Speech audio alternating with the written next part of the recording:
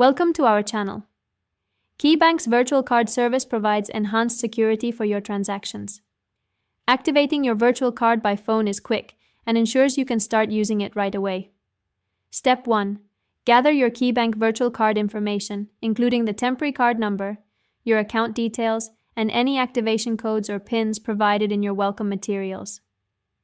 Step 2. Locate the KeyBank customer service phone number on the back of your welcome letter or visit keybank.com to find the activation hotline. The number is typically available on the bank's contact page. Step 3. Call the KeyBank activation phone number from the phone number registered to your account. This helps with identity verification. Step 4.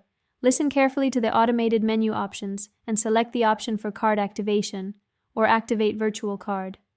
You may need to press a specific number on your keypad. Step 5. When prompted, enter your virtual card number using your phone's keypad. Speak clearly if the system uses voice recognition for card number entry. Step 6. Provide additional verification information as requested, such as your date of birth, the last 4 digits of your social security number, or your account number. Step 7.